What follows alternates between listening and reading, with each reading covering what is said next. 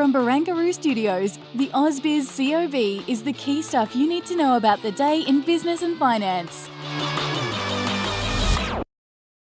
Hello and welcome to the COB, all the stuff you need to know in the day in business and markets. I'm Kyle Ryder, great to have you on board for another day. And well, let's get straight into what the market did today, because it was a fairly positive session off the back of what was a positive lead from Wall Street as well. The COB 200 up 0.62% by the end of trade. And while we finished cash trading on the ASX 200 as well, also up 0.62%. And well, we'll wait for the match out to see what the final figures are for the day. But let's get to our three themes, because there's a few things to mull over, especially as we enter the new financial year. Happy New Year, of course. And it started off with, well, some happy news, I guess you could call it, up by 0.6%, like I said. After that 9.5% rally for the index over the course of 2022-2023. So starting off on the right foot. To hike or not to hike, that is the question for the next 24 hours at least. In fact, well, I suppose it's going to be the question right around the globe this month. But just tomorrow, the RBA does meet, really split down the line at the moment as to whether the central bank goes 50 once again, or it pauses, skips, whatever you wish to call it, keeps rates on hold at 4.1%. Last but not least, Cyclicals lead, perhaps the losers becoming the winners just for today. Materials, consumer discretionary, some of those stocks really leading the market higher, up both 1% respectively. On the other side of the equation, last year's winners, tech stocks, well, down very marginally for the day's trade too, off by about 1.3%. And actually, we'll go through those now, perhaps just very quickly, because the miners were amongst the top performers, and you can see there, BHP, Rio Tinto, and Fortescue Metals also edging higher. South 32 and Newcrest Mining, oil and gold respectively, or energy and gold respectively, also pushing up. We saw some strength in the lithium names too, it has to be said. Other retailers though, let's get an eye on them, because, well, consumer discretionary was performing well too. In fact, we don't have the chart there, but we did have some of those major consumer discretionary names higher. The whole sector up by 1.37% for the day's trade. And let's see if we can get a look at the tech stocks too, because I did foreshadow before that they were amongst the worst performers. Wisetech Global down 3.3%, Xero pulling back too, but actually quite a mixed day's trade there overall, it has to be said. To the top corporate stories, and United Malt Group was probably the corporate story of the day, up by 8.75%, 8.62% there on the COB 200. And that was off the back of news that the acquisition of the company, and I'll try and say this without absolutely butchering the name, Malteries Soufflet, there's my best French attempt at French, is, well, the deal's basically done. Values the company at $5 per share, which is still at a slight premium to where it closed trade today. And like I said, 8.62% higher. So, well, money returned to shareholders perhaps on that one, and we're certainly getting a lot of folks excited. But office real estate has been amongst the hot talking points for the last 6, if not 12 months, especially as well. Return to work has been a little bit slow, and higher interest rates impact cap rates. We did have a special stock of the day, Centuria Office REIT. We were joined by Nathan Summerson-Durham and Daniel Ortizi. They chatted with David Koch as to whether they would invest in the Centuria Office REIT right now.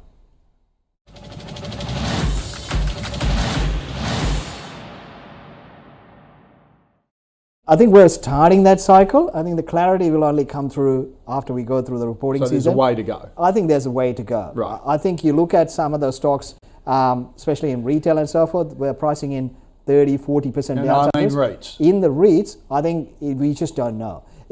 In retail, we can look at historical trends. In REITs, I think it's a lot to do with how quickly. We haven't seen this kind of cycle before. Right. So I think I'm not going to be judging it. I think I'm going to wait till how it plays out through the reporting season. We're a couple of months away from that, 1.5 months for that to be exact. So we'll get much more clarity. So in the meantime, I'm still keeping an eye on it. The case like, the COF fund, you probably have, second or third tier quality office assets and a really stretched balance sheet. So, there's a genuine reason why this has a massive discount. And like Nathan said, they don't recover because you have to consider the capital structure for REITs. So there's a lot of debt that needs to be rolled over and refinanced. Now, if they can't do that at not even just similar rates or or LVRs, but even on competitive kind of terms at the moment, the equity investors will still probably get killed. So that's why it's on a massive discount.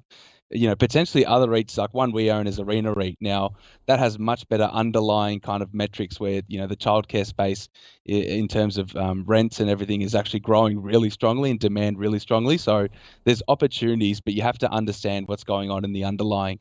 And office is probably a space we're avoiding completely at the moment. So, you have to be very, very diligent in your analysis of the balance sheet and the underlying fundamentals of the sector.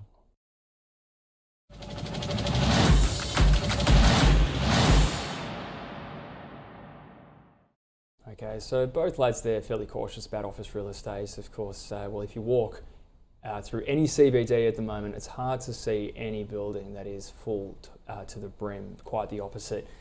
Coming up the elevator every day in International Towers, you can see the floor after floor perhaps empty. So still working through those risks there. So maybe a bit of an avoid overall for the Centuria Office REIT. That might be the best way to sum up that call from both of those gentlemen. But let's get a wrap on the day and what we should be looking forward to in the week ahead. For that, Clifford Bennett from ACY Securities now. Clifford joins me at the desk. Great to see you, of course. Thanks for having me on, Kyle. No, it's my pleasure. Let's just sort of talk about perhaps where we've come from and where we're going and how we've started today. Equities last year, or at least the ASX 200, up 9.5%. We've started on the right foot today, it would seem. So yes. What's your view? Do we start to get a little bit more excited about risk assets, about stocks? Well, I think we break open the champagne because it's the start of a new year. And also remember, I've been spreading the cautionary tale over the last 12 months, so over the financial year, and it worked really well for 2021 early, but then the last sort of 6 to 9 months, it's been uphill, definitely. Markets constantly grinding higher, even when they've had some strong sell-offs, and that suggests there's a lot of money out there still willing to come into the market. And I think we have to realize that much of the world is prosperous, and more prosperous perhaps than Western economies at the moment in terms of their rates of growth or creating new wealth. So I think the wealth generation across China and India is finding its way into Western equity markets. And that's a major plus, as well as from South America, as well as what's already, burgeoning along in Western economies. So I think there has been a concentration to some of these markets, and for the Australian market, it's really been a story about higher commodity prices, at least for a while, and it's been about repairing that trade relationship with China coming out of lockdowns. And all of that's helped the market higher, so that's quite good. But I just want to mention quickly on the commercial property front, I'd much rather be long office space in Australia than in the United States at the moment. People are already handing back buildings in the United States. So a couple of funds have already done that. They've just walked away and left the building. So in prime real estate. So it's really bad in the US, and people should know that. And that's a bit of the sentiment caution that's flowing over into the Australian market. But I think the Australian economy is in trouble. I think the equity market still looks firm. I would go with the momentum for the time being. But if the Australian equity market were to turn around, just remember there could be a sudden pricing in of the recession that I think we're going to have. And it's very difficult not to see a recession with, today we had some manufacturing index data out in contraction for several months now, one of the PMIs. And we're going to see the RBA probably hike rates tomorrow. Indeed. Well, let's go straight into that. You think it will go 25 again? Yes. There's 50 basis points priced into the market. Is this just the first of a few more to come? I think there's at least 2 rate hikes to come from the RBA. I'm thinking 3 to 5 is a possibility if inflation were to stay stronger for longer than we're expecting. But at the moment, I think you should be looking at 2 to 3 more rate hikes from the RBA before they reassess. I'd say 2 more hikes before they reassess. So 50 points, then a reassessment, but do not expect rate cuts. Even if Australia were to be in recession, have negative quarterly growth, the RBA is not going to cut rates if inflation is firm to high. They're just not going to do it because the slowing economy is their stated objective. Their stated objective is to get people spending less. To have higher unemployment is a stated objective of the Reserve Bank of Australia. And so a slowing in the economy does not, in this environment, generate rate cuts. And I think that's what the markets got wrong for the last year, expecting that the economy will turn down, but then the Fed, the RBA, they'll slash rates and then the economy will boom again. No, that's not the scenario at all.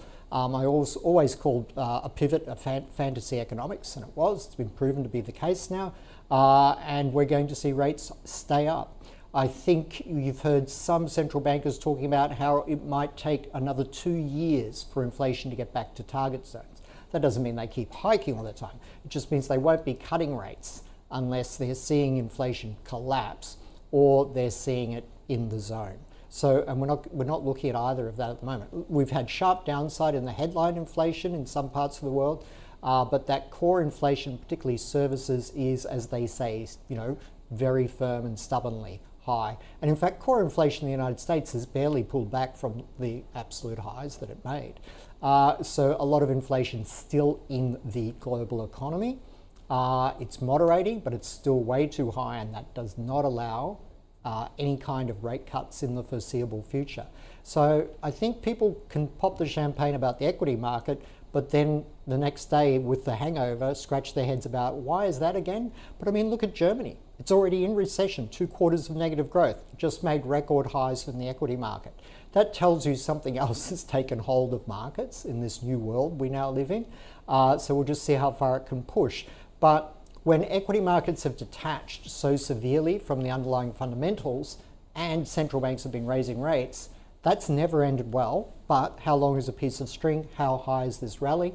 And what if I'm completely wrong, which has happened once or twice in my career, and the market's going to run away to the upside? So that's why I think you do need to go with the momentum at the moment, just in case the whole world having to pay increased superannuation projections is feeding this rally for quite a while. Indeed. Okay, so with that just said, I mean, you alluded to the labour market dynamics and how that's going to be influential going forward in terms of, assessing perhaps the success, for the lack of a better term, of policy and whether we start to see this downturn manifest. Does that mean Friday night's non-farm payroll figures is, I suppose the most important thing that we should be looking for this week? I actually think Friday night's payroll figures, non-farm payroll figures, are the least important, but the market thinks they're very important. Right. Okay, because employment lags economic performance by 6, 12, maybe 18 months. So what you're looking at is data that is behind the economy. So it's not an indicator of where the economy is going or what's going on in the economy, it's behind the economy. Where I think you should look to be on the economy is those layoffs in the US. And given how difficult it has been for companies to find good staff, and everyone's complaining about the shortage of workers, you're not going to lay people off if you think there's a shortage of workers, unless you're pretty convinced that your corporation and your sales are headed for a big downturn. So corporate America has been involved in significant layoffs, particularly in the tech sector. They see the recession pressures building. They've laid off staff, not expecting to take staff back on for at least 18 months to 2.5 years. So that to me is a more valuable indicator at the moment than the non-farm payrolls. But of course, on the day, non-farm payrolls will trigger a lot of volatility, and a lot of people want to most of the financial media headlines around the world will be all about the non-farm payrolls. But really, what's happening in the US economy, it's slowing regardless of the non-farm payrolls. Does an increase in unemployment mean a lower non-farm payrolls number mean the Fed can slow down? I don't think it will make any difference to the Fed. The Fed is, again, it's a kind of group think of Western central banks at the moment to be blinker focused on those inflation numbers, regardless of what else is going on in the economy. So the Fed has said it would like to see unemployment higher, employment lower, the labour market weaken. So it has a sentiment value on Friday, but it's not going to change the Fed's mind.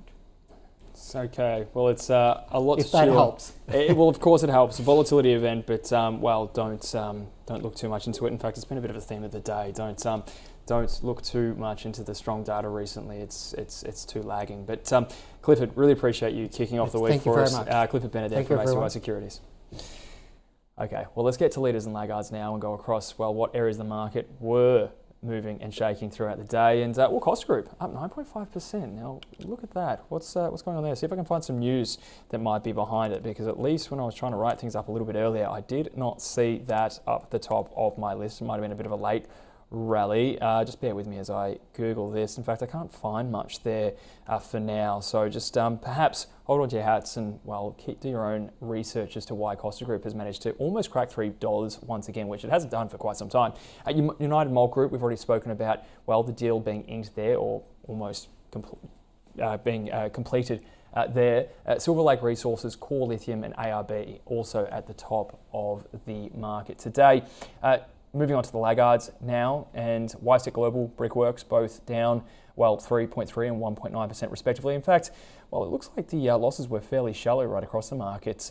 Like I said before, 9 out of 11 sectors were higher, with the tech stocks really the area that was lagging on things, and perhaps only because Wisetech was down by 3.3%. But as you can see there, technology one also off by 1.92%. Some of last year's winners perhaps pulling back just a little bit, maybe a bit of a reverse dogs of the Dow theory there, I'm not too sure. Here are the small cap names, however, let you mull over those, but Mark 7 Tech up 20%, nothing to sneeze at. Looking at the laggards in the small cap space as well, GFY Global, one of my favourites, just because I like to say it, down 13.6%. And, well, no one else really, no other business there really jumping out, at least one that we track all too much. But there you go, MedAdvisor, Catapult, 88 Energy, Qoria, all in the doldrums today. And let's quickly get through what we are watching tonight, because, well, it's a tier 1 data week. It's the first week of the month, so often some, market moving events, if not newsworthy events coming up. US construction spending this evening, final manufacturing PMIs released throughout Europe, and also in the UK and the US. Maybe not market moving, because the flash figures tend to be a little bit more impactful, but nevertheless, we'll get a nice health check there on a leading indicator for economic activity across the globe.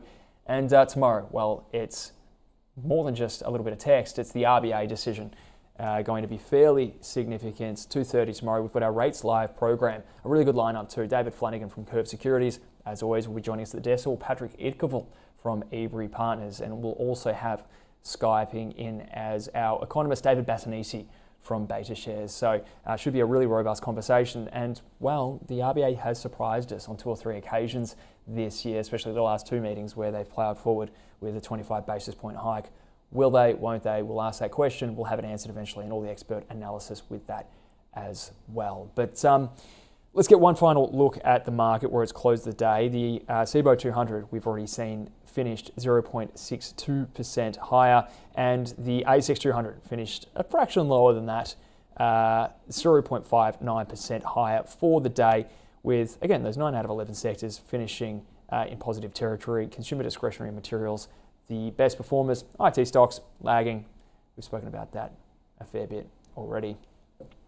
But we may as well wrap it up there, shall we? Remember, you can catch up on all the news and interviews on your website and app. Some fantastic content that was created today. In the meantime, do hope you have a lovely evening, and we will see you bright and early tomorrow morning.